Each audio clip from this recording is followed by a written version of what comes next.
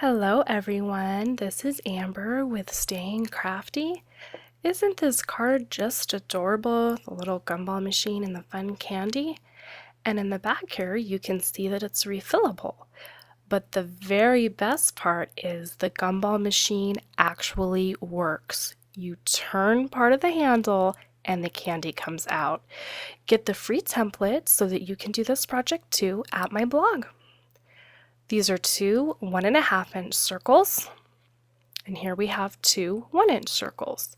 We're going to be using these to make the mechanism that will turn inside of the gumball machine.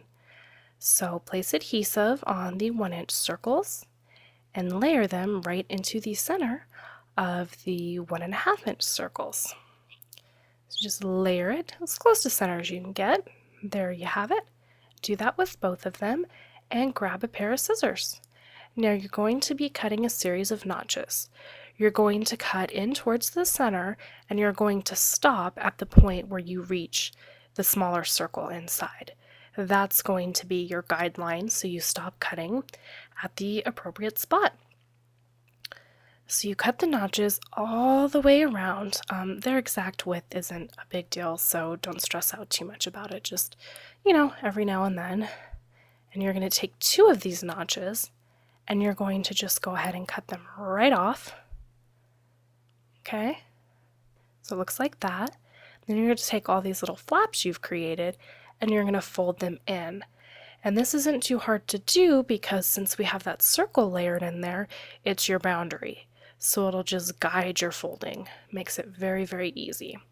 So you fold all those in and then you're going to kind of pop them back up just a little.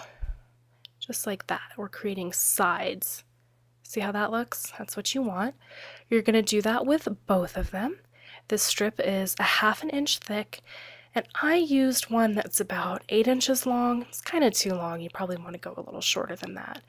So I attached score tape all over on one side of this. You can see I'm lining up, starting where I cut out the notches, and I'm lining edge to edge there. And you're just barely going to get it started with one, and then you're going to grab the other, and you're going to line up the notches in the same spot. And the notches don't have to be exactly perfect on the other side. Just line up this first side to get a good starting point. It'll be fine.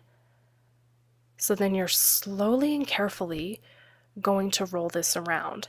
And what you're trying to do is make this whole thing the 1/2 inch width that this strip of paper is. Okay? So you wrap it around like that, and then when you get to the top here, we're going to be using this gap that we've created to make a little pocket for the candy to sit in when it turns around. So you're just going to shove the paper down inside of there, and to determine how deep you want it, you can just kind of toss one of the candies you're going to be using in there, whatever it may be. So you can just test it out and determine the depth. And when you're satisfied with the depth, like right there, that fits in there nicely, happy with that, then you just go ahead and continue to wrap down around the other side. And where you stop isn't super crucial, but I don't think it'd be the best to go all the way up to the other edge there. So I just went ahead and trimmed mine off here, and you want to make sure that edge is really good and secure. And now we're just going to clean it up just a little bit. We want to make sure that this can rotate really smoothly inside of our gumball machine. So we're just going to take our scissors and trim just a little bit any parts that are kind of, sticking up, didn't get quite even. So this is our template, and like I said, you get this for free on my blog. So the first thing you're going to do is cut it out, and it'll tell you right on that page what colors mean what. So I'm using removable adhesive to adhere it to the back side of the cardstock I'm using. Nice and simple there. So just as the template will tell you, red lines are for cutting. Cut it out like that. And then we're going to need a craft knife to cut the door. So just take your time with this. Obviously use a self-healing mat underneath your paper so you don't cut your table, unless you have a table designed for that, of course. So you just do these 3 sides. That top flap there is green, which means you're going to score it, so do not cut that whole piece off. And then here, all I'm doing is just cutting out the circle. It doesn't have to be absolutely perfect, it will be covered, so don't stress out. And here, you're just going to score on all the green lines. So I'm just using my Crafter's Companion to do that. You can use any tool you have for scoring, it doesn't matter. So now I'm just removing my template and I'm folding in all those score lines. So this is what you're going to have, the basic box for your gumball machine. Now this is the front piece of my card. We're looking at the back of it, and it's 4 by 5 1/4, and I just laid my gumball machine down there. This circle is 1 3/4, which is the size of the sweet treat cup that we're going to be placing through there. So I just kind of take my time with my circle cutter, checked first to make sure it was where I wanted it, and then cut the circle.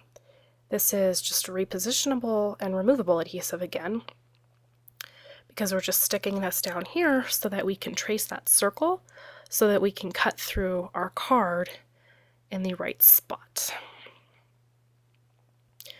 So now I'm going to go ahead and attach this. I went ahead and cut through the card, and now I'm just attaching the front piece to it. This inside piece, you basically want it the same size as the card, except you want it just slightly smaller so that it can close properly and that none of it's sticking out. So once again, this is the removable adhesive still, because we're not adhering this permanently down. That's very important. You don't want to adhere that permanently down. So you just go ahead and line that up. And when you have it lined up, make sure your card closes nicely. Go ahead and close it, make sure it closes easily, and make sure no parts of that are sticking out, because you don't want to go any further if that's not correct, and you can always trim it down a little further. So then you're going to go ahead and trace the circle once again. You're going to go not quite to the halfway mark, a little bit higher up on the circle than that, and just make a couple marks, because we're cutting out a small portion of this circle. So use your circle cutter to do that. Once again, it's at 1 3/4 inches. And just cut out that top crescent there, just like that. So now I'm just folding that back, and I'm using my bone folder, because that's going to be getting folded back and forth a lot. We want it to be nice and crisp. And I'm going to go ahead and take one little extra step here, and I have a punch that I'm going to use to make a little notch. You don't have to do that, but you can. Just makes it a little easier to grab onto that flap, and I just thought it was kind of cute. So I went ahead and did that, and you can too if you would like. Now I'm just erasing and cleaning up my pencil lines, and I will explain the rest of it to you on part 2.